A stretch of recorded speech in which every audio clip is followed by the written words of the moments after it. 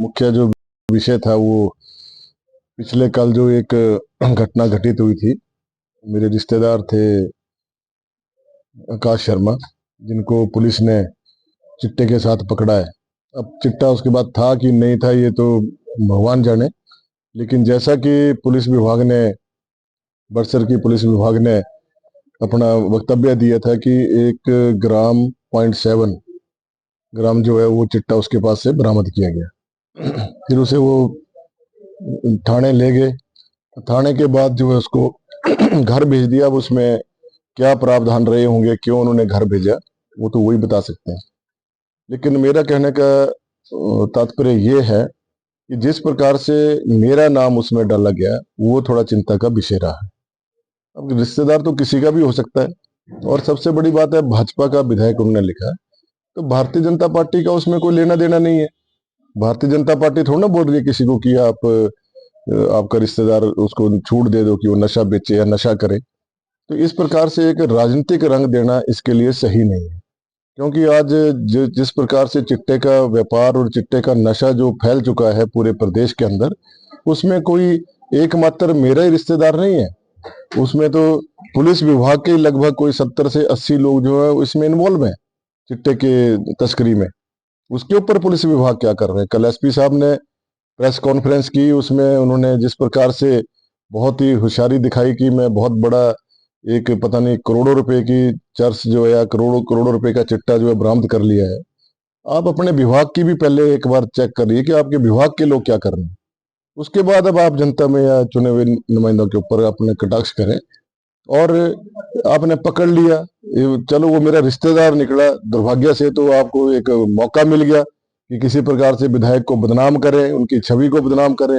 तो उनकी press conference से मुझे फर्क नहीं पड़ता है कि या मेरी छवि पे कोई फर्क नहीं पड़ने वाला। बड़सर की जनता मुझे अच्छी तरह से जानती है। लगभग 4 बार उन्होंने मुझे अपना विधायक चुना है। अगर हम इस तरह के कार्यों में संलिप्त होते तो जनता ने हमें वोट थोड़ा ना देनी थी। तो पुलिस पुलिस तो इसका मतलब तो पुलिस वाले जो है वो कर्मठ नहीं है। सबकी बात नहीं मैं कर रहा हूँ कि सारे पुलिस वाले ऐसे होंगे, लेकिन जो जिस प्रकार से एक कार्य प्रणाली होनी चाहिए। नशा तो नशा है, चाहे वो शराब का नशा है, चाहे चिट्टे का, चाहे भांग का है। और कहाँ कहाँ नशा परोसा जाता है हमें सब मालूम है, और पुलिस वालों को भी मालूम है। क्यों नहीं उनके ऊपर हाथ डालती? ने मुस्तैदी दिखाई और बहुत हिकड़ी के साथ 1.7 ग्राम चिट्टा जो है वो इंद्रदत्त लखनपाल भाजपा प्रत्याशी का भतीजे को पकड़ा गया। अरे आपने पकड़ना था तो कम से कम उसकी जड़ को पकड़ते, फिर आपने उसको छोड़ दिया। छोड़ा क्यों?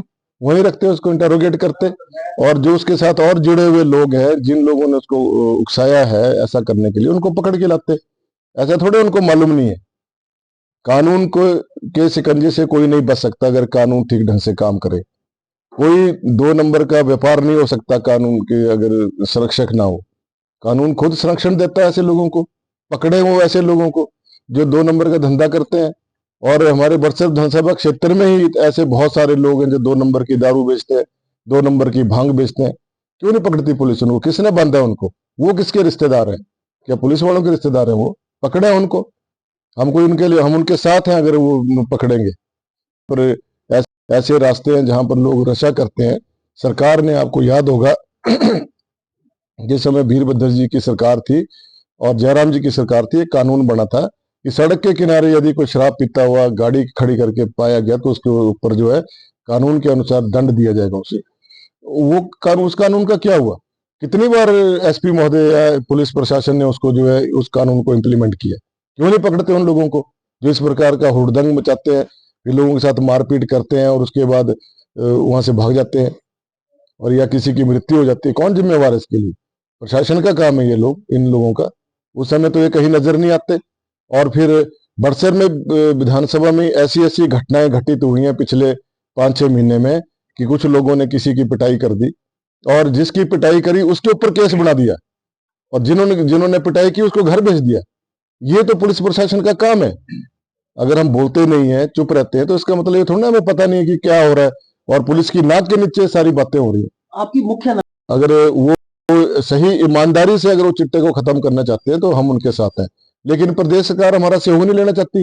वो तो हमें बदनाम करना चाहती है कि भारतीय जनता पार्टी के लोग इन्वॉल्व है। अरे भारतीय जनता पार्टी के लोग इन्वॉल्व नहीं है। बच्चा तो किसी का भी ड्रगिस्ट हो सकता है। और ऐसे बहुत से केसेस हैं, आईएएस अफसरों के बच्चे भी हैं, कोई पुलिस प्रशासन के जो उच्च अधिकारी हैं उनके बच्चे भी नशों में गिरफ्त हैं। तो वो इसलिए क्योंकि जरा वो हाई क्लास में आते हैं, वीआईपी कल्चर में आते हैं, उनके ऊपर हाथ नहीं डालता कोई, ना वो पकड़े जाते हैं, रफा दफा हो जाता है सारा कांड।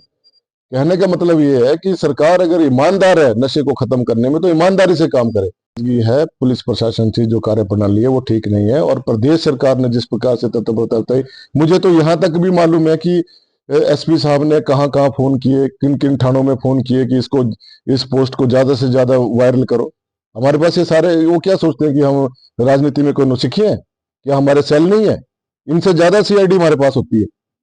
ये लोग तो उतना, इनके पास तो सरकारी तंत्र होता है, सब कुछ होता है, इनके पास सारी जानकारियां होती हैं, लेकिन जानबूझ के सोए रहते हैं। किसी का चलान करना हो, फट से चलान कर देंगे। और कि अगर कोई गंभीर इस विषय में है तो पकड़े लोगों को। के साढ़े से विधायक उनके साथ खड़े हो गए और नशे के प्रति उन्होंने अपनी गंभीरता दिखाई कि ये खत्म होना चाहिए। सबकी चिंता है ये, कोई विधायकों की चिंता नहीं है, प्रधानों की भी चिंता है, जिला परिषद के लोगों की वो भी उनकी भी चिंता है, जो माँ बाप है उनकी भी चिंता है कि खत्म होना चाहिए ये। तो घर बर्बाद हो गए हैं, बच्चे बर्बाद हो गए हैं, कईयों की मृत्यु हो गई है इस नशे के कारण। तो अगर इस नशे को ईमानदारी से आप खत्म करने हैं तो राजनीति ना करें, इसके ऊपर राजनीतिक रंग देने का प्रयास ना करें, आप सबको साथ लेकर चले। हमारा आपस में अंतर्द्वंद हो सकता है, हमारा विरोधाभास भी हो सकता है, लेकिन जहां एक कॉमन मुद्दा है, समाज से जुड़ा हुआ मुद्दा है, वहां हम सब साथ हैं।